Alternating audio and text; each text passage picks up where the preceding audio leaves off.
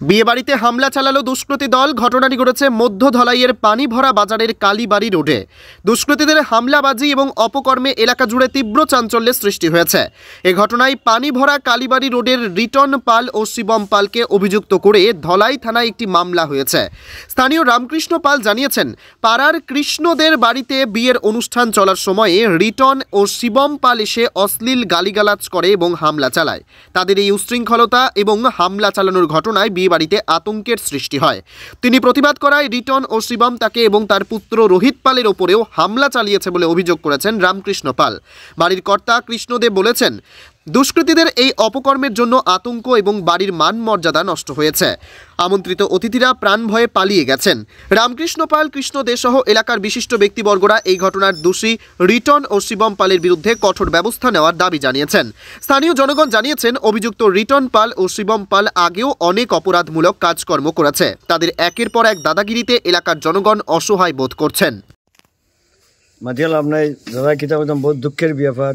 সেই দিন অধিবেশনের দিন সকালবেলা তারা ভদ্রভাবে আমরা 5-6 জনে বুঝলাম যে বা মাটিটা টানিও না, আমরা প্যান্ডেলের যেগুলা কাজ পর্দাগুলা নষ্ট হয়ে যায়, তুমি আজকে কালকের দিন বাদে পরশু দিন থেকে তুমি দিনের এইতে টানবাই। সে তখন আমাদেরকে বলছে যে আমি মাটি টানবো, কার হিম্মত আছে 5টা পর্যন্ত টানবো। এরপরে 3টার সময় গাড়িটা বন্ধ করছে। আর কোনো মাত হইছে না, তাহলে কোনো রাগান্বিত মাত হইছে না।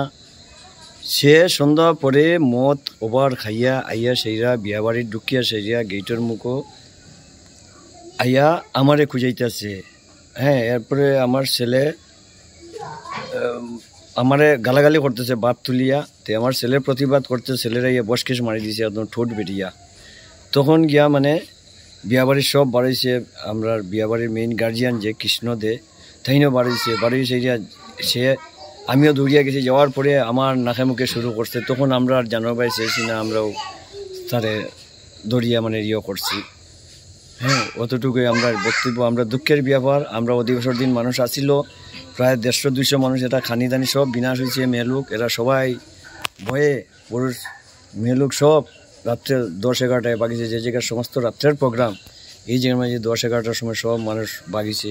বিয়াবাড়িতে অনেক ক্ষতিগ্রস্ত। এটা নিয়ে বিয়াবাড়ির গার্জিয়ানরা বহুত খানতেছে, দুঃখ ভাবতেছে। স্যার ওইটাই আমাদের। স্যার 7টার সময় আমরা গাড়ি মাটি উঠে টানা আইছে।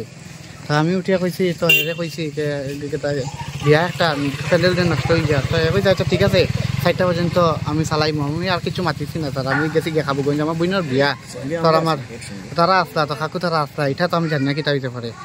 তো হয়ে আইছে 7টার সময় লিটন পাল পরে আমার ডাকিয়া লইয়া গেছে। পরে আমার বইনের জামাইরে ডাকিয়া লইয়া গেছে নোয়ার পরে ওলা করি। পরে হে আইছে, আওয়ার পরে ওই তো হয়ে গেছে গিয়া তার বাবার লগে কিটা কিটি গালি উলি করতন করিয়া হেরে মারি দিছে একটা। মারার পরে আমি আটটাইছি লিটন ফালে হাত তুলছে।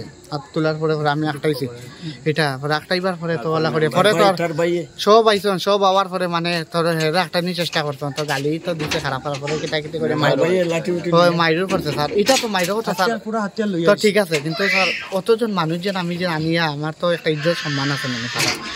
তো সব মানুষ স্যার ডরাইয়া সব গেছেন। আর কিতা কইতো স্যার আমার জিনিস আনছে মানে বিয়াবাড়ি আসলো। ওই বিয়াবাড়ি অধিবাস আইলো 200 জনের এস্টিমেট স্যার। তো হই যায় এটা জানো, 100 জন হইলে না 200 জন হইলা জিনিস সব নষ্ট হয়ে যায়। সব ডরাইয়া বাকি গেছে। 10:30টার ভিতরে আমরা গেছিলাম, আইয়া দেখি সেও নাই। সব বিয়াবাড়ি তো প্রচুর মানুষ থাকে না, একটা জুম থাকে, জুমটা নষ্ট হয়ে গেছে। আর কেটা হইতাম ছোট ভাই একটা আইসে লাঠি ডান্ডা লইয়া ডেগার লইয়া আইয়াও বাবার পেটের দিকে গাঁততে লইতে আসলো জিনিসটা। এরপরে এখানে অনেক মানুষ দাঁড়ানি আসলো। গিয়া ডেগারটা তার হাত থেকে কাড়াকাড়ি করিয়া মানুষে লইছে। লোয়ার পরে হাতে ডান্ডা আসলো, ডান্ডাটা দিয়ে বাবার মাথার জখম করতে আসিল। এইখানে কন্যার ভাই দৌড় মারিয়ে গেছে। যাওয়ার পরে কাকু কাকু কইয়া এখানে মাথাতে হাত দিছে। হাত দেওয়ার পরে ওই যেটা বাড়ি পড়তে আসলো বাবার মাথাতে, ওই বাড়িটা পড়ছে তার হাতে।